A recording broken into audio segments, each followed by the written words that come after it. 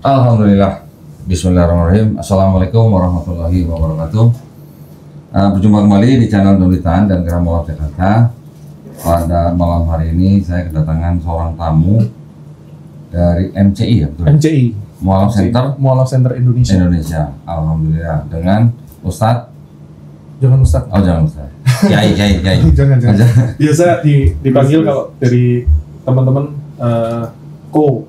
Kebetulan, kebetulan Hitachi Ko. Oh, Hitachi. Hitam tapi Cina. Iya. Panggilannya Fandi berarti ya? Fandi aja ya? Iya, boleh Ko. Asli mana? Jogja? Kalau asli sebenarnya kelahiran di Jawa Timur, Tulungagung. Cuman kira-kira sejak tahun 2015 saya sudah menetap di Jogja. Oh gitu. Pindah hijrah berarti? Hijrah. Sekeluarga semua? Awalnya saya aja kan, akhirnya bisa bikin keluarga di sana kan. Oh jadi awalnya sendiri ngerantau terus cari istri orang sana. Oh dapat istri orang sana. Enggak, maksudnya orang tua nggak pindah ke Jogja? Enggak. Tetap di Tulungagung? Tetap di Tulungagung. Alhamdulillah ya. Mantan kafir ya? Sama kayaknya. Iya, sama ya? Sama-sama. Alhamdulillah. Enak ya ngomongnya ya? Sama-sama malam nanya mantan kafir lo ya? Apalagi kita sama-sama Cina kan? Sama-sama sipit lagi. Sama-sama Cina, jadi nggak ada rasis, nggak ada ini. Iya. Karena alhamdulillah kan kita nggak pernah bisa milih ya. Iya, nggak bisa ya. Iya, nggak bisa milih. Ya kalau Cina tapi hitam itu kan DL gitu. Enggak. Asik. Alhamdulillah dengan Fandi. Fandi siapa namanya? Lengkapnya Fandi Wiyogo Gunawan. Oh, kirain Fandi Kristianto. Kayaknya meleset sedikit. Bukan, kalau masih ada nama-nama gitu kan ya. Tahun berapa syahadat Fandi? Syahadat tahun 2005. Lama ya. Udah lumayan. Makanya kalau dibilang sih nggak bisa disebut lagi mualaf ya. Iyalah, sudah jauh gitu kan. Jauh ya. Tepatnya di 5 November 2005. Oh, oke. Siapa yang nyuruh? Nggak ada sih. Oh, nggak ada. Nggak ada. Karena ini aja. Kalau kita bilang saya pencarian sampai 1,5 tahun untuk masuk ke Islam gitu kan, mempelajari dari satu yang lain terus sampai akhirnya finally.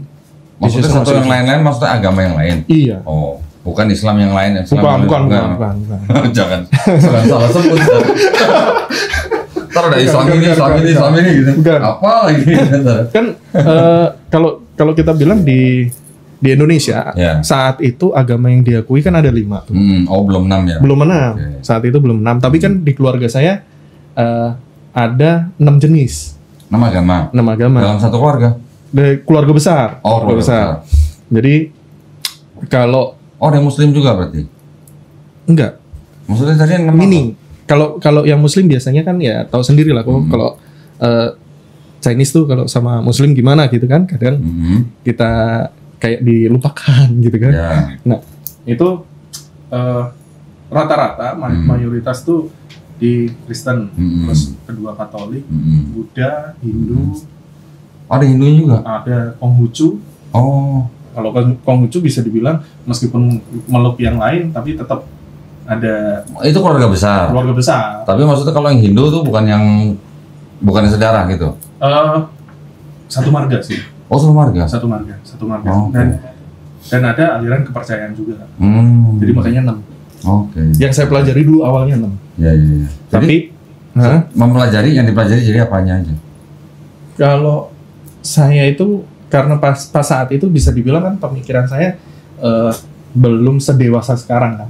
2005 itu usia saya kemungkinan bukan kemungkinan sih, persisnya di 14 tahun.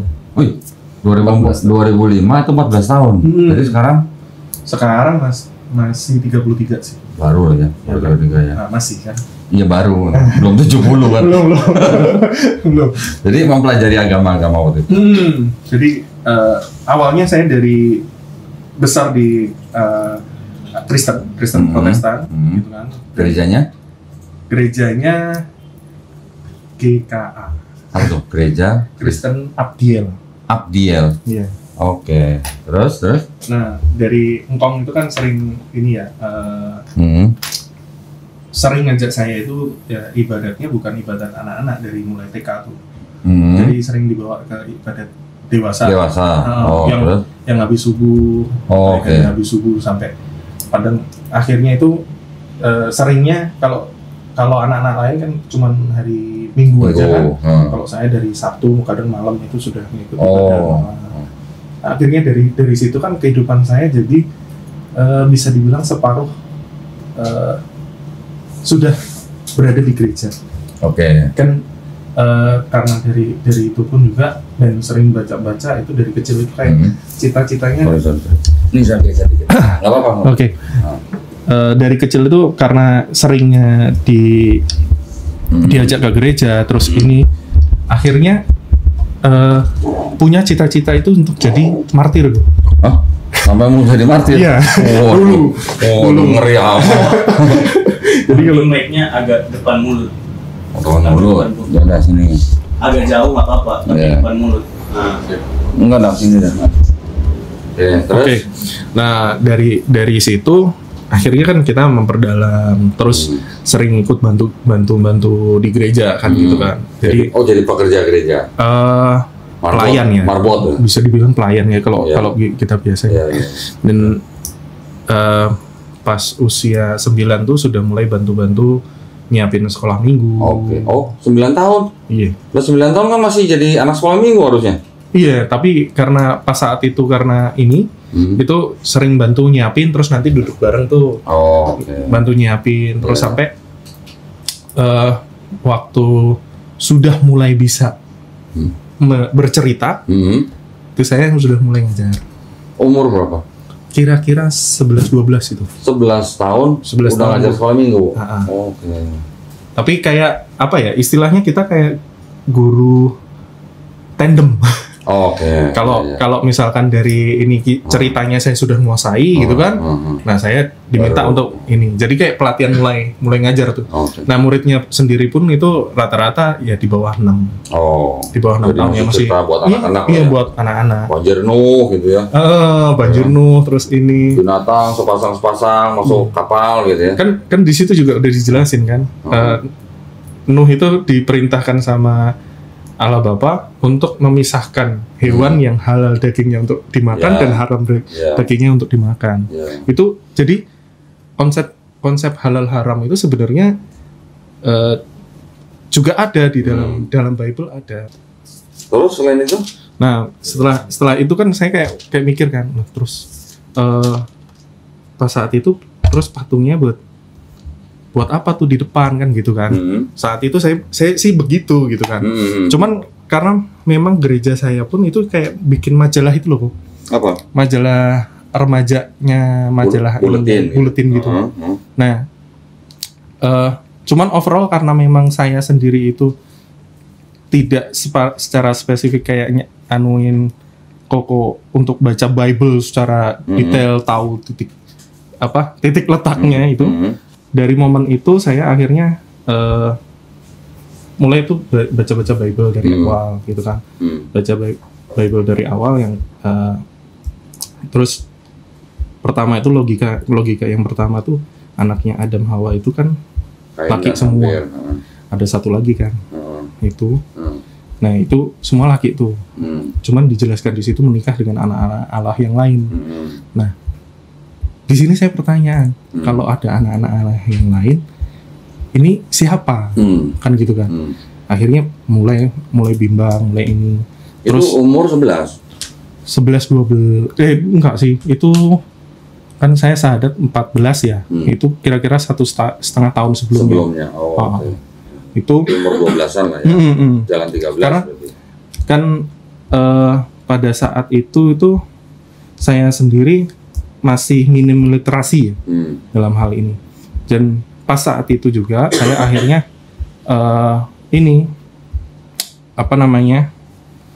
seringnya kan buka Bible tapi sambil baca gitu kan. Terus ketemulah yang kalimat Allah itu Esa, Allah itu pencemburu. Gitu kan. Itu kan ada di kitab Korintus kalau nggak salah ya. Ya, ada beberapa. Di perjanjian lama ada, di perjanjian baru ada. Ya. Itu sampai momen dimana saya merasa, ini harusnya kan Tuhannya cuma satu nih. gitu kan. Harusnya Tuhannya cuma satu, Allah Bapa di surga yang istilahnya di luar kapasitas manusia gitu kan. Karena kayak kisahnya bagaimana Nabi Musa gitu kan, yang kaumnya itu minta untuk apa, Nabi Musa itu pengen bertemu dengan Allah langsung kepada Nabi Musa. Sinarnya baru turun, Bukit Sinai sudah bergoncang kan itu kan. Nah itu saya berpikir berarti kuasanya luar biasa dong, gitu kan. Kita nggak bisa bayangin. Terus akhirnya saya mikir kalau bentuknya seperti manusia tuh, gitu kan, tangannya yang dipakai buat bikin gunung, itu tangan yang sama untuk bikin hidung kita, hidungnya Nabi Adam gitu kan.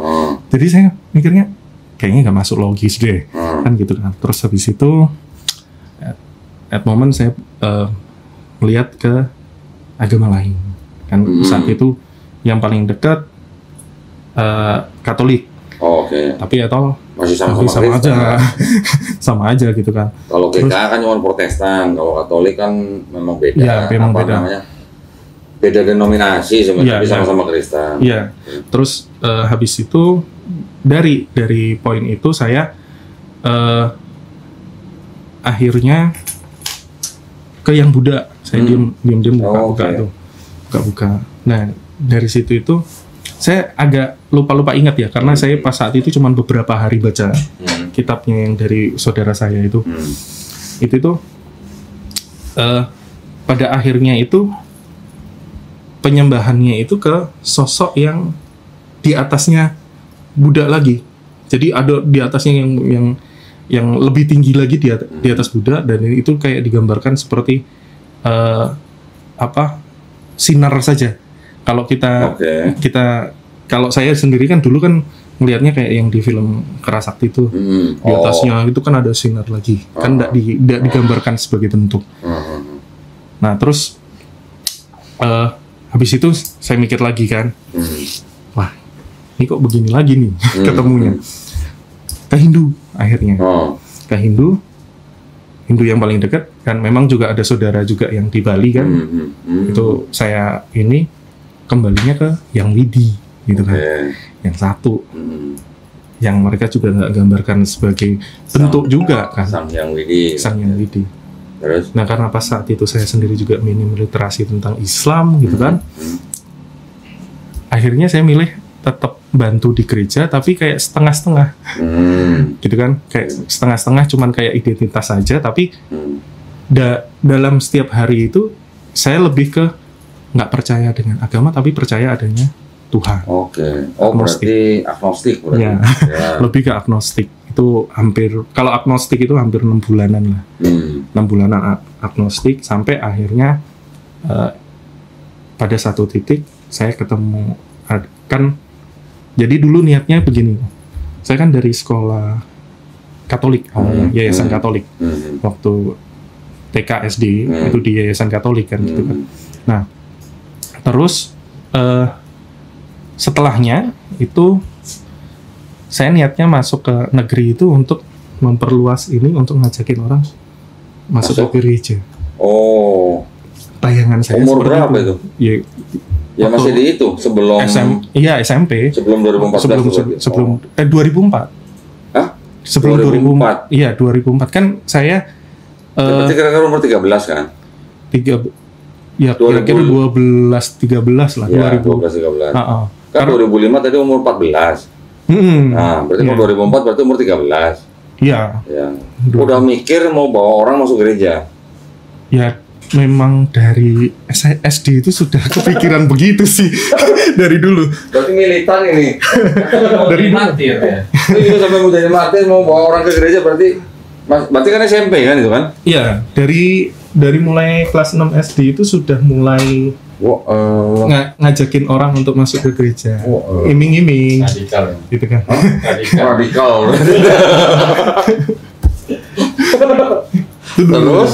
Nah, at moment, terus pada saat satu momen ketemulah dengan Quran.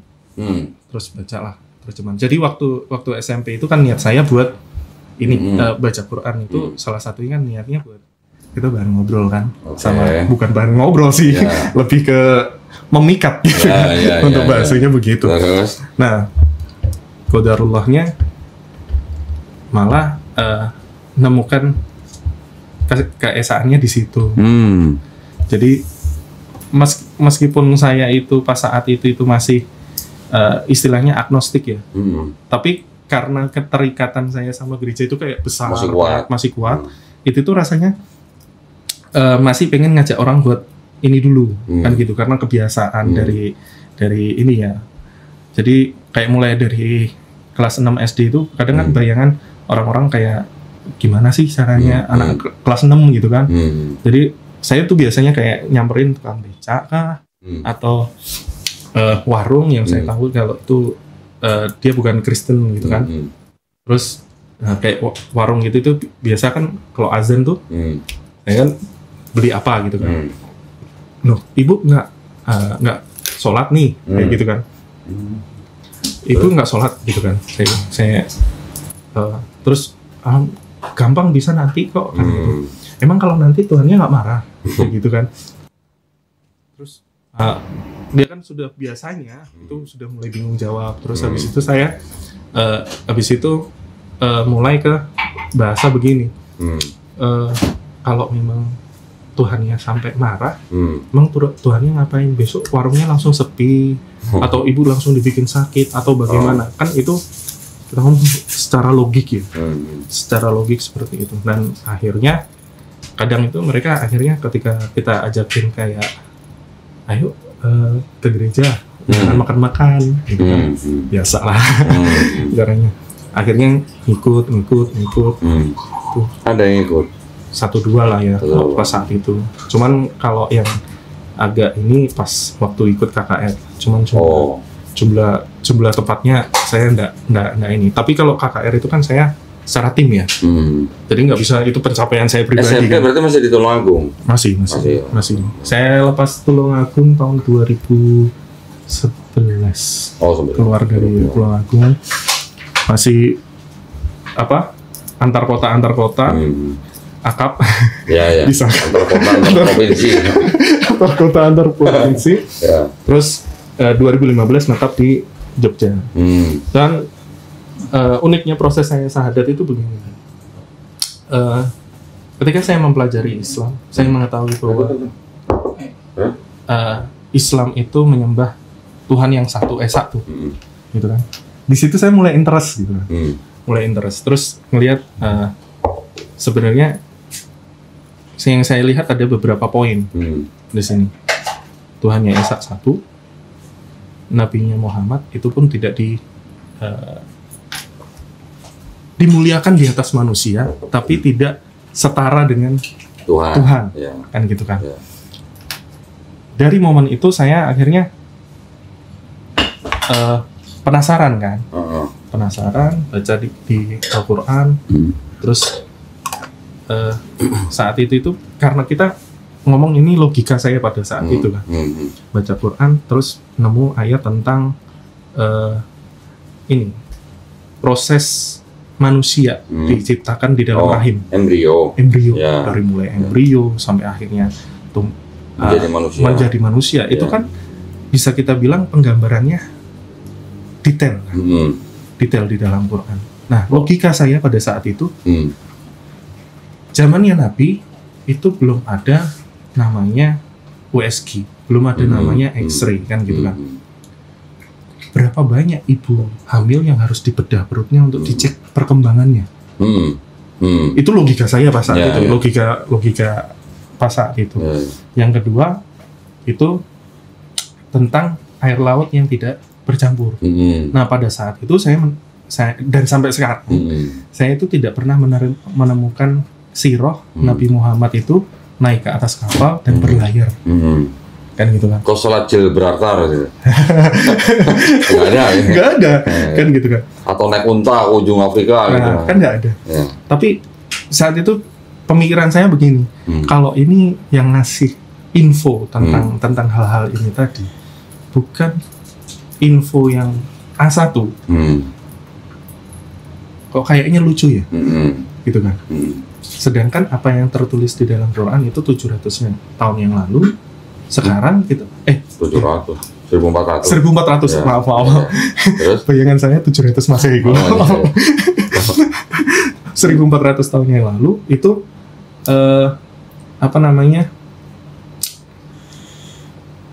belum ditemukan hal-hal yang detail seperti ini kan gitu kan. Nah, pada saat itu saya terfikirnya seperti ini, ibarat kita ada di atas kapal di atas lautan. Kita baca buku tentang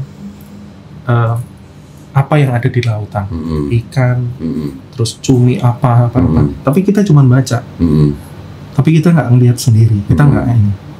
Jadi dari rasa penasaran itu, bukunya saya tutup, masuklah dulu. Oh, alhamdulillah. Jadi pada saat itu saya mikir cuma semalam.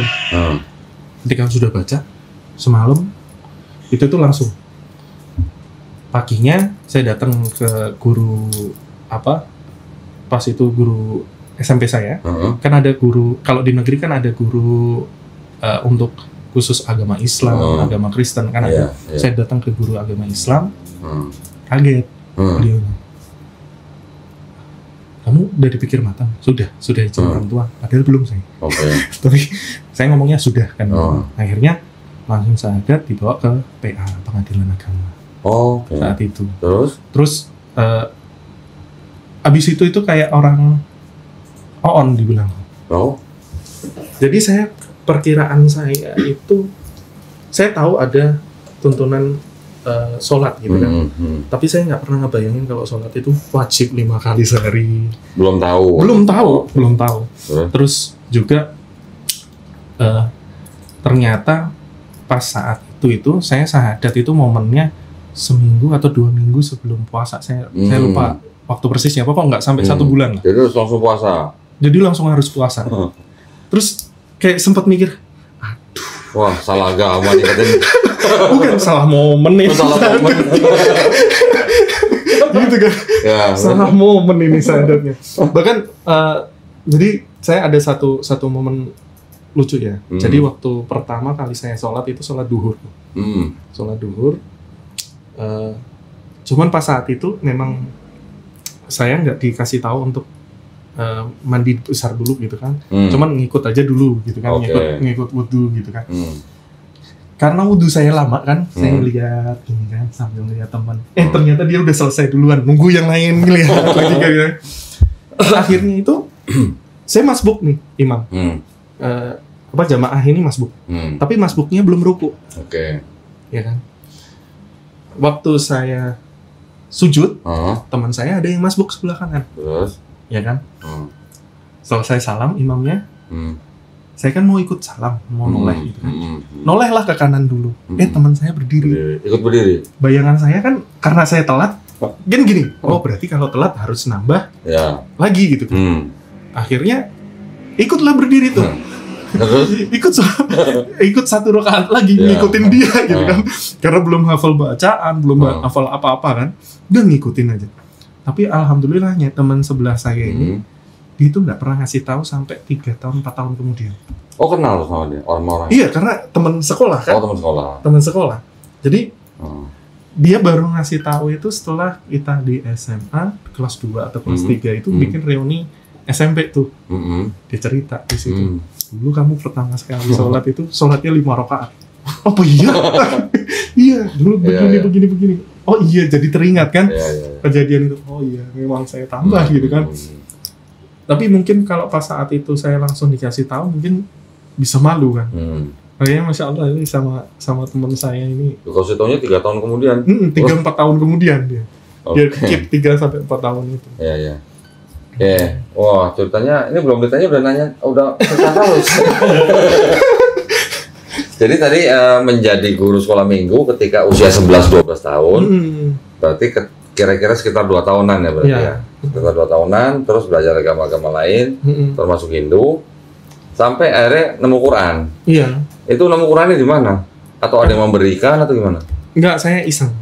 Semuanya karena iseng, karena di sekolah negeri kan. Belajar di perpus? Enggak, kan ada musolanya kecil tuh. Musola kecil. Nah, terus pas masuk. masuklah saya pas waktu sebenarnya pas waktu kayak pelajaran agama tuh kan yang agamanya beda selain Islam itu kan suruh keluar. Nah biasanya saya ke kantin itu iseng lah ke masjid itu. Itu ke masjid. Buka-buka. Habis itu saya sembunyiin di tas. Oh. Yang disembunyiin apa? Tapi besoknya dibalikin. Oh, Qurannya. Iya. Oh, dia pinjem ya. Pinjem lah. Pinjem tapi nggak ngomong kan. Iya. Tapi dibalikin. Tapi dibalikin. Terus? Soalnya kan habis adat kita dikasih gift kan. Udah dapat Quran yang baru. Yang lama tak kembaliin. Oh.